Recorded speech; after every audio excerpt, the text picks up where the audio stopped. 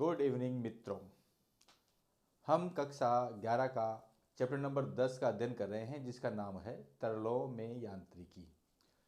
इससे पहले वीडियो में हमने पढ़ा था पृष्ठ तनाव की अवधारणा, पृष्ठ तनाव की निर्भरता और पृष्ठ तनाव के अनुप्रयोग। आज हम पढ़ेंगे पृष्ठ ऊर्जा।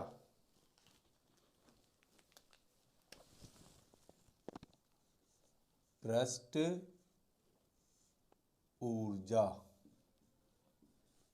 अंग्रेजी में कहते हैं सरफेस एनर्जी। तो dear student, today study about surface energy. प्यारे विद्यार्थियों, हमने पिछले वीडियो में देखा था कि पृष्ठ तनाव के आणविक सिद्धांत के अनुसार पृष्ठ तनाव के आणविक सिद्धांत के अनुसार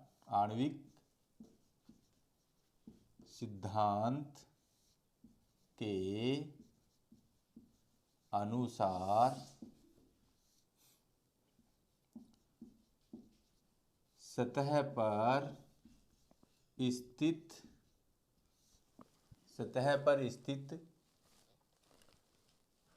अणुओं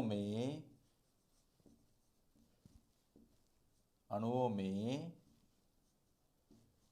स्थिति के कारण कुछ अतिरिक्त ऊर्जा होती है।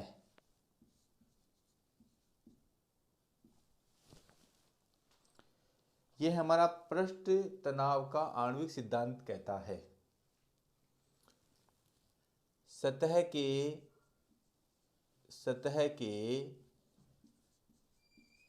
अणुओं की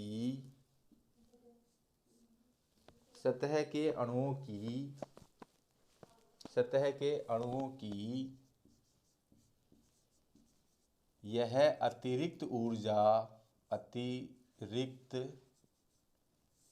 ऊर्जा पृष्ठ ऊर्जा कहलाती है। पृष्ठ ऊर्जा कहलाती है। ये तो आणविक सिद्धांत के अनुसार है। और यदि हमने जो पूर्व वीडियो देखा था उसमें ये देखा था कि मान लो कि ये आपका कोई पात्र है, इस पात्र में द्रव भरा हुआ है।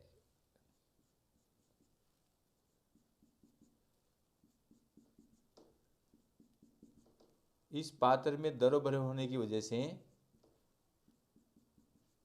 द्रव के पृष्ठ के नीचे स्थित या नीचे उपस्थित बिंदुओं पर अन्य अणुओं द्वारा, ये मान लो कि अन्य अणु है,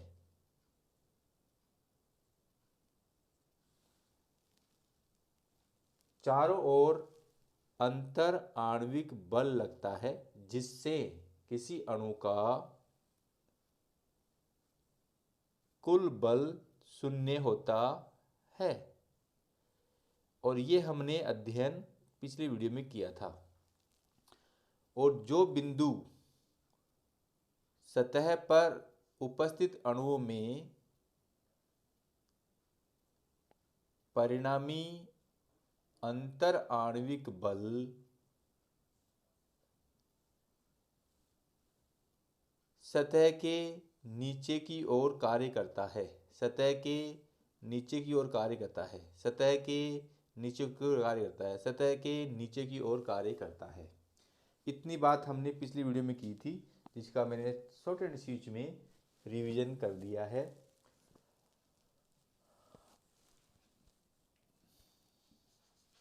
द्रव के पृष्ठीय क्षेत्रफल में वृद्धि करने में द्रव के पृष्ठीय क्षेत्रफल में वृद्धि करने में किया गया कार्य पृष्ठ ऊर्जा कहलाता है। पृष्ठ ऊर्जा कहलाता है। देखो, ऊर्जा की अपने आप में कोई परिभाषा नहीं होती है, ये हमने फिजिक्स में कई बार देखा है, परंतु जो कार्य होता है वही क्या होती है, ऊर्जा होती है। वही क्या होती है, ऊष्मा होती है। जैसे सर्दी के दिनों में हमारे हाथ ठंडे हो जाते हैं तो हम हाथों को रगड़ के, हाथों पर कार्य करके उनमें ऊष्मा उत्पन्न करते हैं, तो ये किया गया कार्य ऊर्जा में परिणत हो जाता है।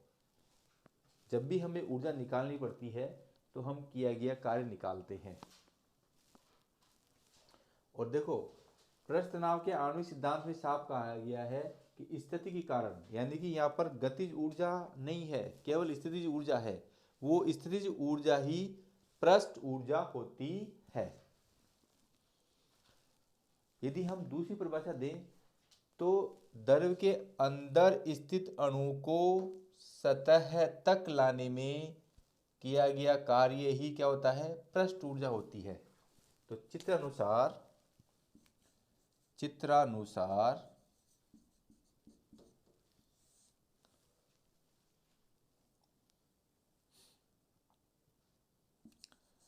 द्रव में अंदर या अंदर की वजह नीचे स्थित अणु को, द्रव में नीचे स्थित अणु को द्रव की सतह तक लाने में किया गया कार्य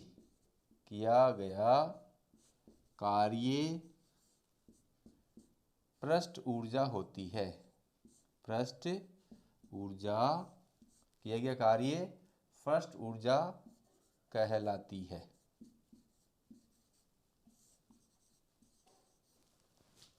तो हमने चित्र के माध्यम में पृष्ठ ऊर्जा की परिभाषा दी थी, और क्षेत्रफल की वृद्धि करने में किया गया कार्य भी क्या होता है, जितना क्षेत्रफल में वृद्धि होगा उसे करने में जो कार्य किया जाता है वही पृष्ठ ऊर्जा होती है। अब आप इसका स्क्रीनशॉट ले सकते हैं।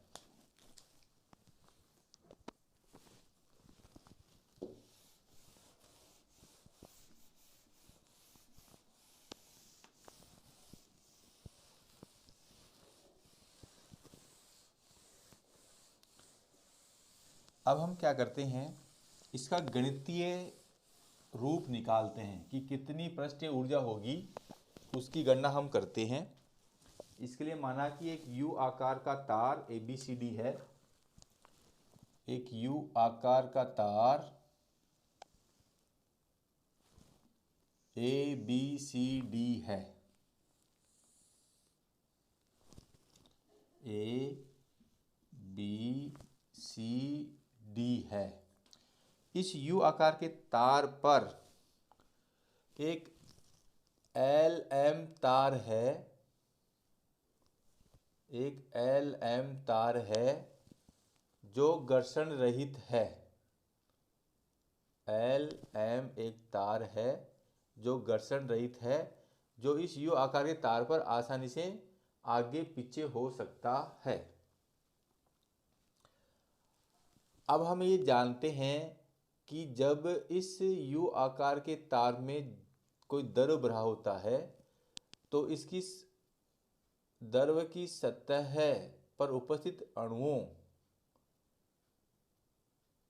पर परिणामी अंतराणिक बल सतह से नीचे की ओर कार्य करता है, सतह से नीचे की ओर कार्य करता है, ये हम जानते हैं। जिससे द्रव के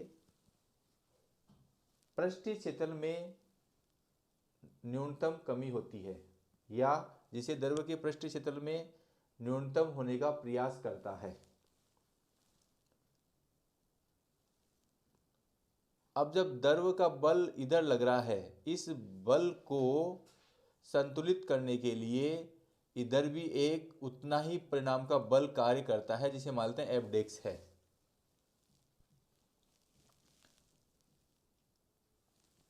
इतनी बात को मैं अपने शब्दों में लिख देता हूं।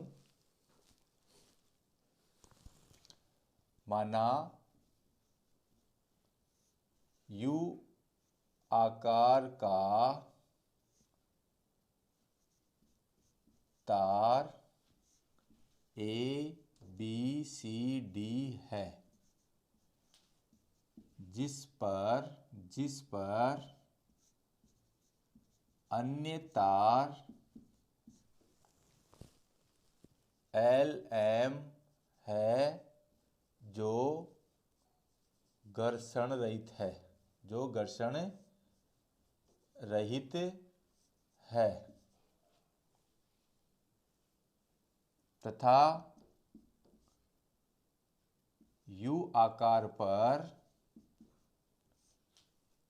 आगे पीछे हो सकता है, आगे पीछे हो सकता है।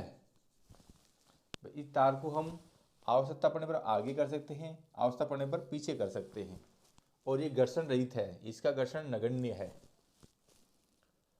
अब हम क्या करते हैं, इस पूरी व्यवस्था को साबुन के घोल में डुबोकर निकालने पर, इस पूरी व्यवस्था को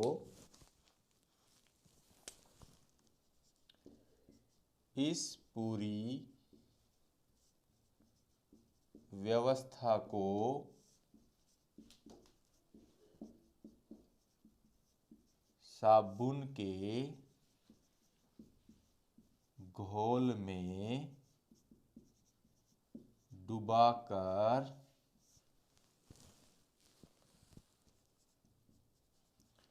बाहर निकालने पर यह पूरी व्यवस्था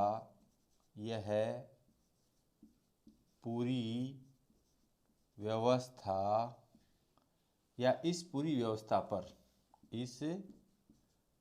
व्यवस्था पर साबुन की एक पतली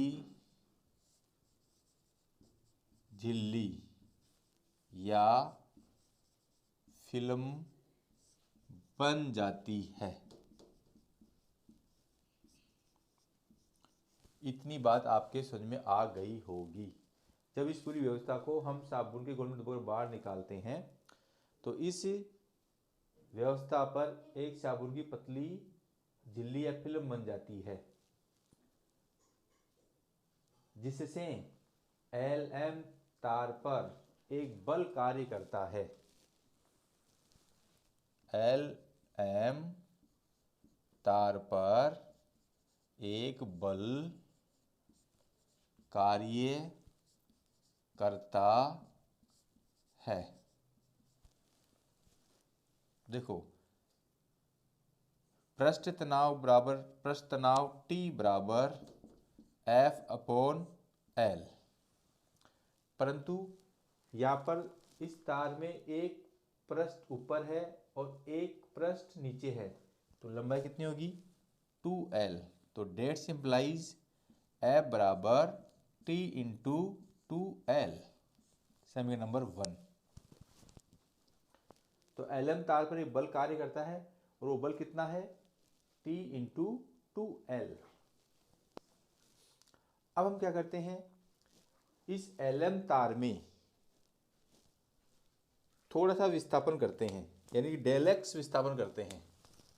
इस तार में डेल एक्स विस्थापन हम करते हैं। ये LM से एलडेक्स एमडेक्स हो जाता है और ये जो विस्थापन है वो है डेल एक्स। LM तार में डेल एक्स विस्थापन करने में किया गया कार्य।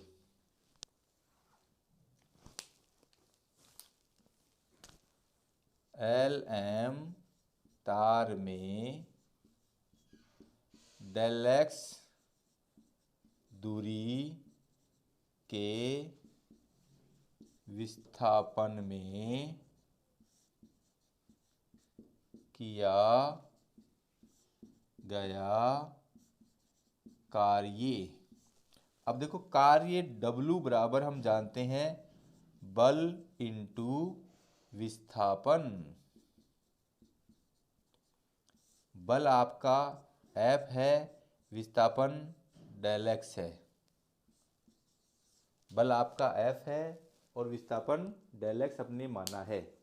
तो समीकरण 1 व 2 से, समीकरण 1 व 2 से W बराबर हो जाएगा, F बराबर क्या है, T into 2L, T into 2L into del X. अब देखो T del X into L है,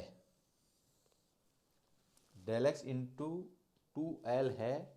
ये पृष्ठीय क्षेत्र में वृद्धि को दिखाता है। ये क्या दिखाता है, W बराबर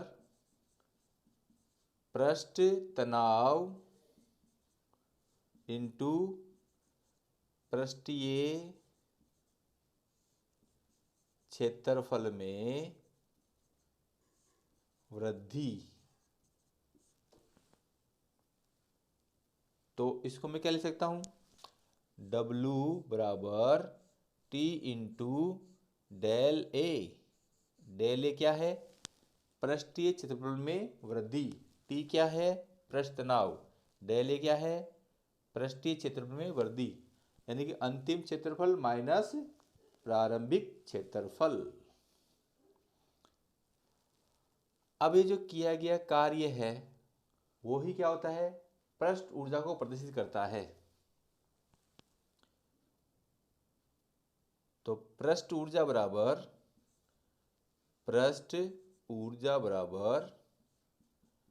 T इंटू डेल ए। पृष्ठ ऊर्जा बराबर T इंटू डेल ए, या E एक्सेस बराबर T इंटू डेल ए। अब आप इसका स्क्रीनशॉट ले सकते हैं। आशा करता हूं कि आपने इसका स्क्रीनशॉट ले लिया होगा।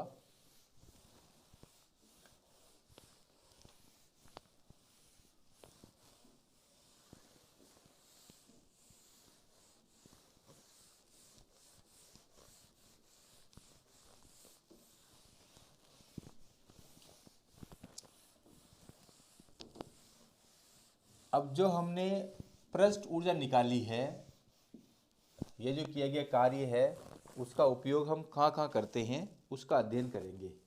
तो नंबर 1,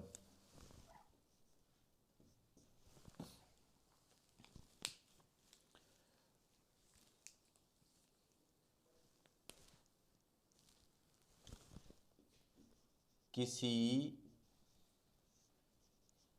द्रव की बूंद की त्रिज्या को R1 से R2 करने में किया गया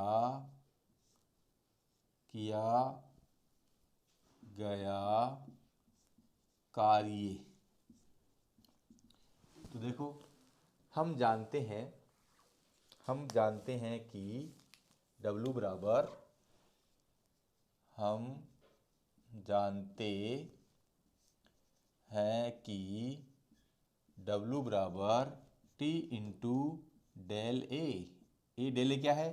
पृष्ठीय क्षेत्रफल में वृद्धि। अब हम देखो, द्रव की जो बूंद होती है वो गोलाकार होती है।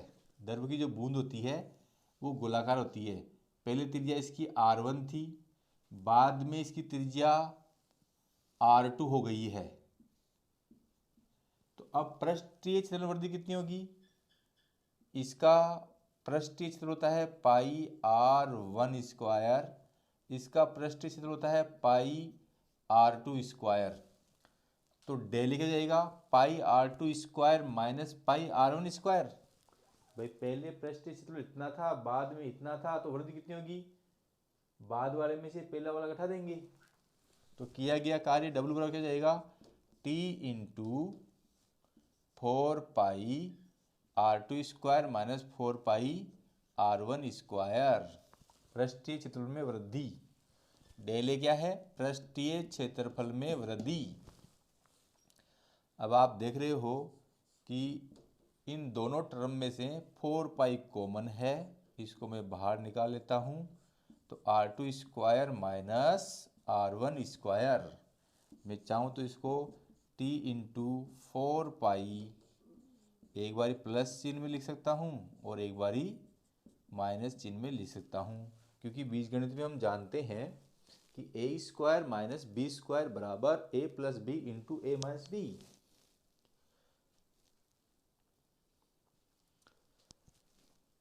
दूसरी बात इसकी यह है, किसी साबुन के बुलबुले की त्रिज्या को R1 से R2 तक करने में किया गया कार्य, किसी बुलबुले की त्रिज्या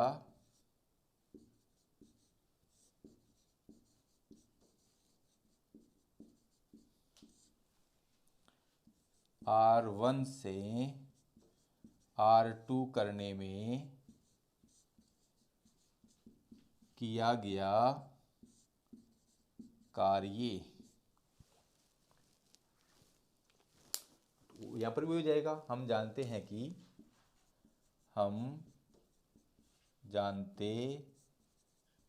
कि W बराबर T into del A. Del A यहाँ पर क्या है? पृष्ठीय क्षेत्र में वृद्धि। अब देखो, जो साबुन का बुलबुला होता है उसमें एक पृष्ठ ऊपर होती है और एक पृष्ठ नीचे होती है, और एक गोले का पृष्ठीय क्षेत्र होता है 4 पाई R स्क्वायर, तो दो गोलों का पृष्ठीय क्षेत्र हो जाएगा 8 पाई R स्क्वायर। तो T इंटू 8 पाई R2 स्क्वायर माइनस 8 पाई R1 स्क्वायर। 8 पाई इसमें से कॉमन आ जाएगा, तो ये बचेगा R2 square minus R1 square.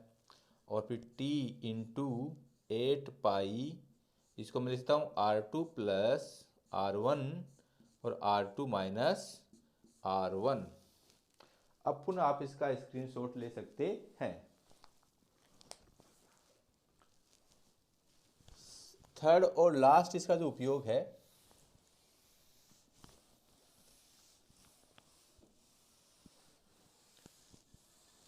द्रव की किसी बड़ी बूंद को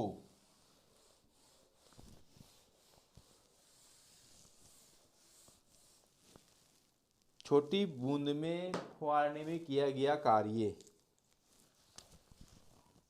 थर्ड पॉइंट है, द्रव की बड़ी बूंद को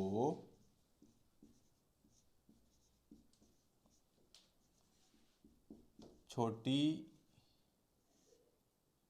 बूंदों में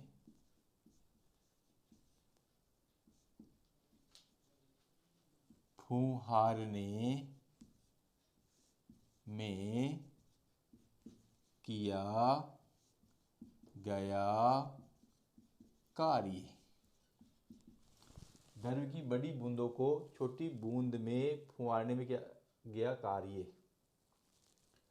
देखो, हम जानते हैं कि W बराबर पृष्ठ तनाव इंटू पृष्ठीय क्षेत्रफल में वृद्धि, ये हम जानते हैं। देखो हमारी बड़ी बूंद है, मान लो कि ये आपकी कोई द्रव्य की बड़ी बूंद है। इस बड़ी बूंद को मैंने छोटी छोटी बूंदों में फुआने में काम ले रहा हूँ, इसको ऐसे।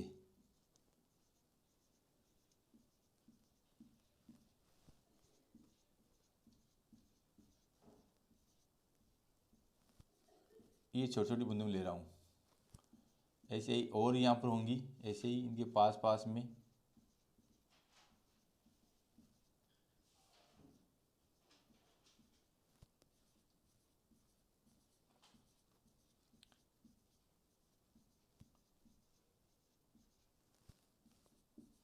ऐसे ये सारा इन बूंदों से ढका होगा। इस बड़ी बूंद को ऐसे हमने छोटी छोटी बूंदों में विभाजित कर दिया है। अब मान लें कि इस बड़ी बूंद की ये n छोटी बूंदें हैं, इस बड़ी बूंद की n छोटी बूंदें हैं, तो मान लेते हैं कि जो इसकी त्रिज्या है वो कैपिटल R है। इसमें जो ये छोटी वाली एक गोली है उसकी त्रिज्या स्मॉल r है। ऐसी स्मॉल r त्रिज्या की n गोलियां हैं, तो n गोलियों का प्रश्न हो जाएगा n इंटू 4πr²। और यहाँ पे प्रश्न कितना होगा 4π कैपिटल R²। तो पृष्ठीय क्षेत्रफल कितनी होगी n into 4πr² minus 4π capital R²। तो W बराबर क्या हो जाएगा T into n into 4π small R² minus 4π capital R²।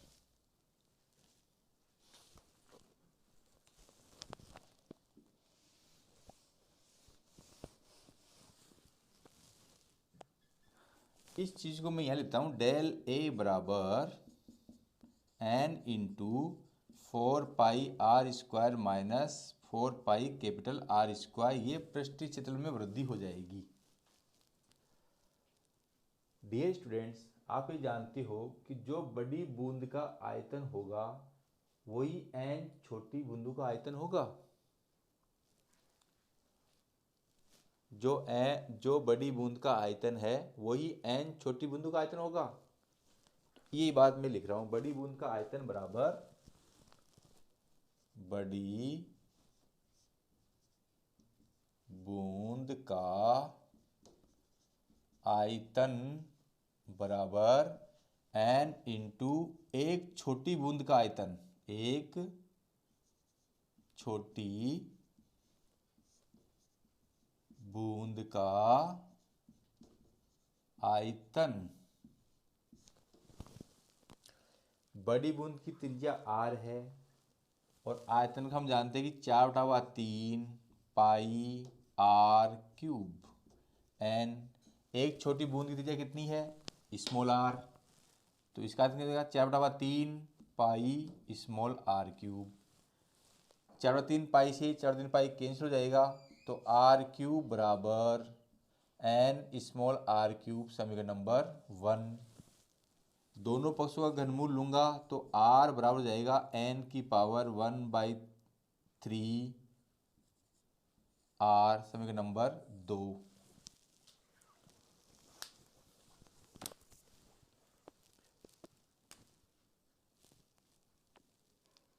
अब देखो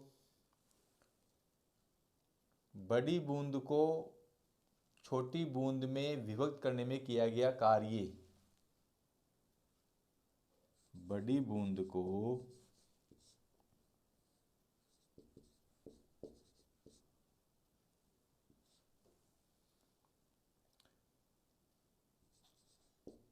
छोटी बूंदों में विभक्त करने में किया गया कार्य। हम ये जानते हैं कि W बराबर पृष्ठ तनाव इंटू पृष्ठीय क्षेत्रफल में वृद्धि, और ये हमने पहले निकाल लिया। पृष्ठीय क्षेत्रफल वृद्धि कितनी है T into n into 4π R square minus 4 pi capital R square T into 4 pi, इसमें आ गया कॉमन तो N into R square minus capital R square.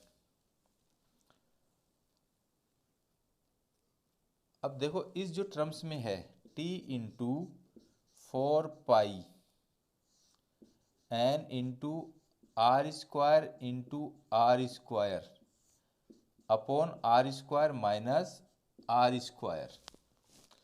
अब इन दोनों टर्म में से आर स्क्वायर में कॉमन ले लेता हूँ तो T into 4 pi R square बराबर हो जाएगा N into R square upon capital R square minus 1।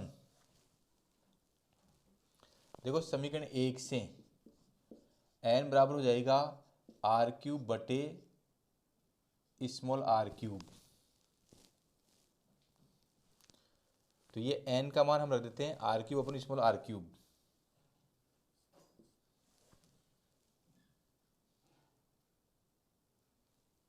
तो ये आ जाएगा T into 4 pi R square, N का मान क्या होगा R cube upon small R cube, बाकी बच गया R square upon capital R square minus 1।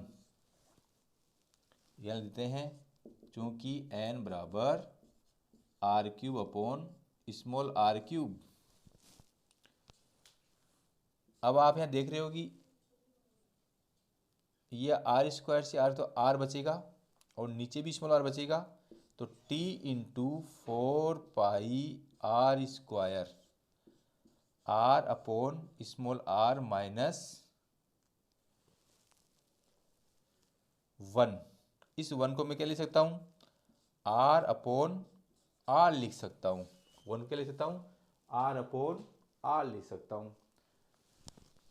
और यदि आप यहाँ से देखोगे तो n की पावर 1/3 बराबर आर अपॉन आर, तो मैं इसको चाहूँ तो ये समीकरण नंबर देता हूँ इसको 3 1। आर अपॉन आर का मान मैं समीकरण 3 में रखूंगा। देखो इतना मैं मिटा देता हूँ समीकरण 1 और 2 से, समीकरण 1 वह है 2 से।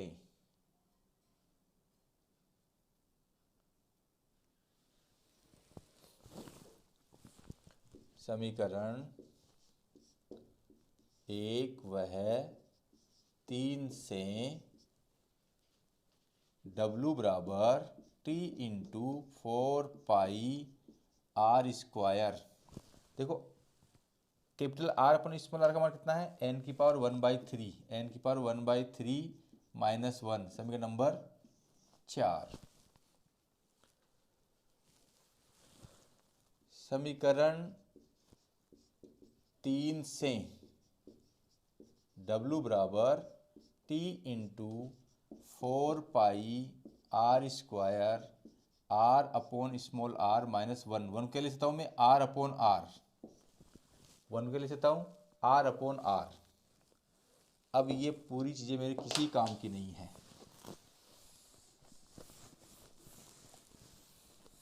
तो डियर स्टूडेंट्स अब r ऊपर से कॉमन आ जाएगा तो W बराबर हो जाएगा t into 4 pi R cube 1 minus R और 1 upon capital R, equation number 5। और हमने ये देख लिया है जो किया गया कार्य होता है वही पृष्ठ ऊर्जा होती है। अब जो नेक्स्ट बात समझाने के लिए मैं आपको पुनः डायग्राम बनाता हूँ।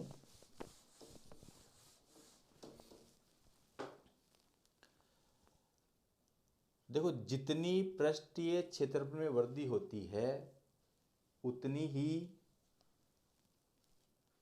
ऊर्जा में कमी होती है। कैसे? हम किसी द्रव को छोटी बूंदों के रूप में फुंवारते हैं तो किया गया कार्य पृष्ठ ऊर्जा के बराबर होता है। जितनी पृष्ठ ऊर्जा होती है उतनी ही उसमें ऊर्जा होती है, या उतनी ही उसकी आंतरिक ताप में कमी आता है।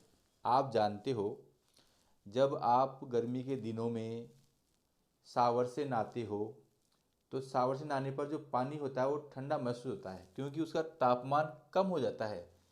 जब बड़ी बूंदें पानी के रूप में आती हैं तो तापमान अधिक होता है। उन बड़ी बूंदों को हम छोटी बूंदों के फुहारे में बदल देते हैं तो उनका तापमान में कमी आ जाती है। अब तापमान में कमी उतनी ही आएगी जितनी उसकी पृष्ठीय ऊर्जा में वृद्धि हो रही है। तापमान में या ऊष्मा में उतनी कमी आएगी जितनी उसकी पृष्ठीय ऊर्जा में वृद्धि हो रही है। जितनी पृष्ठीय ऊर्जा में वृद्धि होती है उतनी ही आंतरिक ऊर्जा में कमी आती है, उतनी ही आंतरिक ऊष्मा में कमी आती है।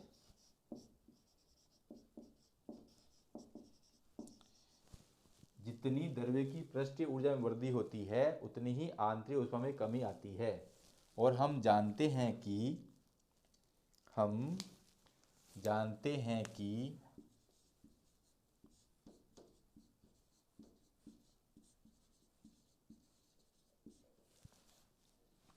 S बराबर 1/m dq/dt। ये dq क्या है? आंतरिक ऊष्मा। dt क्या है? तापमान में कमी। तो dt बराबर होगा dq/ms।